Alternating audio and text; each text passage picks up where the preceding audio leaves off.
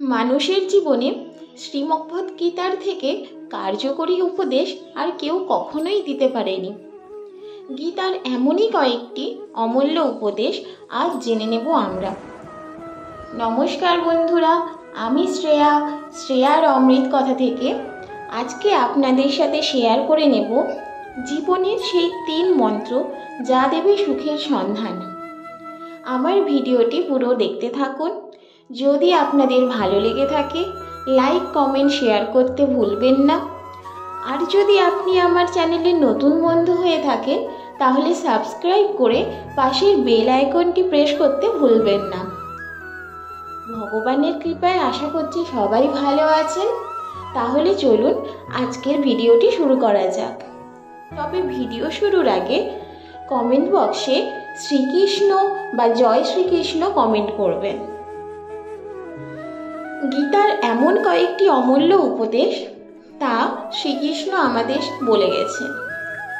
1000 বছর আগে শ্রীকৃষ্ণের বলে যাওয়া গীতার বাণী আজও আমাদের জীবনে সমানভাবে উপকারী। গীতার যে বড় দর্শন আর কিছুই নেই। যে ব্যক্তি গীতার বাণী অনুসরণ করেন তাকে সাফল্য লাভ করা থেকে কেউ কোনোভাবেই আটকাতে পারে না। মহাভারতে কুরুক্ষেত্রের যুদ্ধ শুরুর আগে অর্জুনকে গীতার উপদেশ দান করেছিলেন তার প্রিয় সখা শ্রীকৃষ্ণ। আপনজনদের বিরুদ্ধে অস্ত্র চালনা করা নিয়ে দ্বিধান্বিত অর্জুনকে জীবনের সঠিক পথ দেখিয়েছিলেন তিনি। সেই পথ আজও আমাদের জীবনের সঠিক দিশার সন্ধান দেয়। শ্রীমদ্ভগবদ্গীতা আসলে 2 বন্ধুর কথোপকথন। এক বন্ধুর মনের সংশয় দূর করতে আরেক বন্ধুর দেখানো জীবনের সঠিক পথের সন্ধান। গীতার বাণী জীবনে সঠিকভাবে অনুসরণ করতে পারলে কোনো শক্তিই আমাদের সুখ ও সাফল্য থেকে দূরে সরিয়ে রাখতে পারবে না। গীতার বাণী যেমন জীবনে প্রচুর উন্নতির সন্ধান দেয়, তেমনি শান্তি লাভ করার পথও বাতলিয়ে দেয়। জেনে নিন বন্ধুরা গীতায় বলা শ্রীকৃষ্ণের এমনই কয়েকটি মহার্ঘ উপদেশ।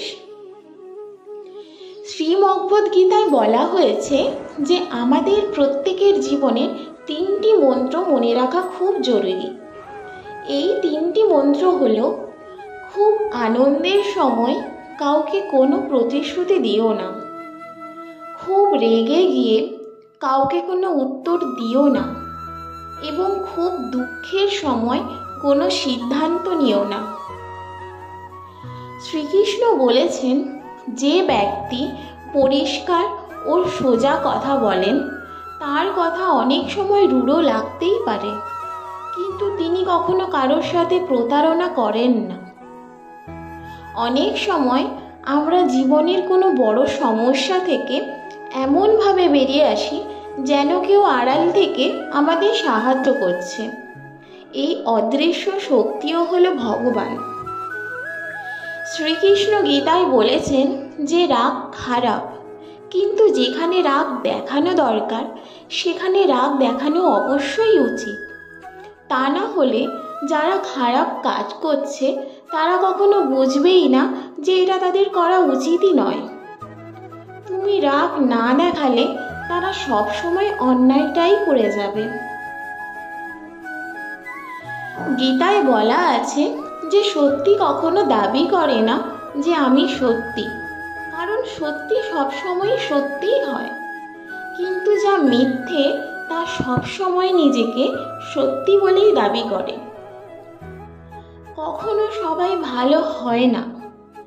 যদি কখনো ভালো মানুষ মনে করে যে সবাই ভালো, তাহলে সেটা তার ভুল ধারণা।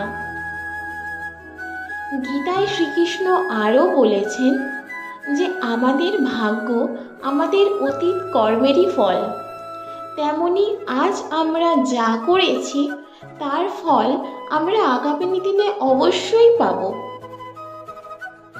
তাহলে বন্ধুরা জীবনের এই মন্ত্রগুলি যদি আমরা অনুসরণ করতে পারি তাহলে আমরা নিশ্চয়ই সুখের সন্ধান পাব।